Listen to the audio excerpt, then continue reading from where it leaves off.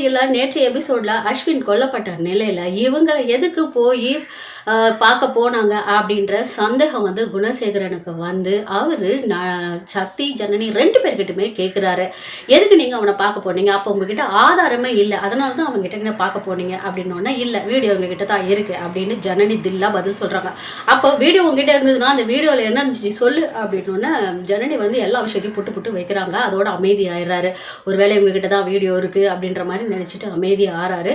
இன்னும் 15 நாளுக்குள்ள அந்த வீடியோ ஆதாரம் மொத்தத்தையும் என்கிட்ட கொடுத்துட்டு இந்த வீட்டை விட்டு ஓடிடணும் அப்படின்றாங்க. இன்னும் 15 நாளுக்குள்ள உங்ககிட்ட நான் கொடுக்குறோம் அப்படின்னு சொல்லிட்டு வராங்க. வெளியில வந்த உடனே நந்தினி கேட்குறாங்க, எப்படி அந்த வீடியோவே இல்லாம என்ன சொன்னாரு, நம்ம செத்தோம், நம்மள எல்லாரையும் கொல்ல போறாரு அப்படி இப்படின்னு கத்துறாங்க. இல்லக்கா நான் சமாளிச்சிட்டேன், ஏன்னா நான் போகிறதுக்கு முன்னாடியே அஸ்வின் கிட்ட அந்த வீடியோவில் அப்படி என்னதான்ப்பா இருந்தது அப்படின்னு சொன்னேன். இவங்க ஈஸ்வரி அக்கா பேச தான் கூப்பிட்டுருக்காங்க. இவர் தான் பேச போய் ஈஸ்வரி அக்காவை அடித்து மண்டையில் காயப்பட்டு அவங்களை இந்த நிலைமைக்கு ஆளாக்கியிருக்காரு. இதுக்கு அந்த ஒரு ஆதாரம் கிடைச்சா போதும், இதுக்கு மேலே அவரை தூக்கி நம்ம உள்ளே வச்சுட்டு வெளியிலேயே வர முடியாத அளவுக்கு நம்ம பண்ணணும்க்கா அப்படின்னு சொல்கிறாங்க. அப்போ அவங்களுக்கு வந்து கொற்றவை கிட்ட வந்து ஃபோன் வருது. அப்போ வந்து நான் விசாரிச்சுட்டேன் ஜனனி, இதுக்கு பின்னாடி யாரோ ஒருத்தர் காசு கொடுத்து தான் அந்த வீடியோ வாங்கிட்டு போயிட்டு இருக்காங்க. அது நிச்சயமா குணசேகரன் கிடையாது, அன்புக்கரசியும் கிடையாது அப்படின்னோன்னா சரி நான் இதை பற்றி அப்புறமா பேசுகிறேன்னு சொல்லிட்டு ஜனனி வைக்கிறாங்க. அப்புறமா வந்து சக்தி கிட்ட வந்து விசாரிக்கிறாங்க. சக்தி இந்த மாதிரி குணசேகரன் இவர்கிட்ட நம்ம கிட்ட வீடியோ இருந்ததுன்னா நிச்சயமா நம்ம கிட்ட கேட்டிருக்க மாட்டாரு.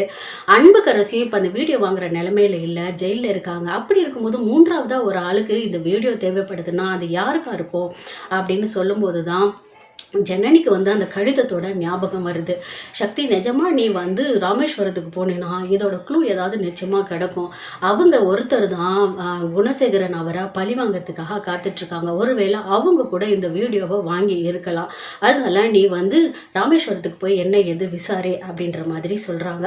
சரின்னு சொல்லிட்டு அடுத்த நாள் காலையில் ராமேஸ்வரத்துக்கு வந்து சக்தி கிளம்புறாரு. இவர் ராமேஸ்வரத்துக்கு தான் கிளம்புறாரு அப்படின்னு தெரிஞ்சு கொண்ட குணசேகரன் வந்து வீட்டை விட்டே போகக்கூடாது அப்படின்னு சொல்கிறார். அப்போ வந்து சக்தி வந்து ஏன் நான் வீட்டை விட்டு போகக்கூடாது, எல்லா விஷயங்களும் நான் சொல்லட்டுமா அப்படி இப்படி நான் வீட்டை விட்டு போய்த்தான் ஆவேன் அப்படின்னு சொல்கிறாரு. உடனே நீ போகிறன்னு முடிவு பண்ணினா என்னால் ஒன்றுமே பண்ண முடியாது, போய் தொலை அப்படின்ற மாதிரி சொல்கிறாரு. உடனே நந்தினி ரேணுகா அவர் இப்படி சொல்கிறத பார்த்தா எங்களுக்கு ரொம்ப பயமாக இருக்குது, அபசகுணமாக இருக்குது, சக்தி போகவே வேண்டாம் அப்படின்றாங்க. உடனே சக்தி இதுக்கு மேலே என்னையும் ஜனனியும் கொல்ற அளவுக்கு ஒரு முடிவு பண்ணிட்டாரு, ஈஸ்வரி அக்காக்க இந்த நிலைமைக்கு ஆக்கிட்டாரு. இதனால நான் கண்டிப்பாக போய் அந்த ராமேஸ்வரத்தில் என்ன நடந்திருக்கு நான் விசாரிச்சுட்டு தான் வருவேன் அப்படின்னு கிளம்புறாரு. அடுத்து என்ன நடக்குதுன்னு பார்க்கலாம். தேங்க்யூ.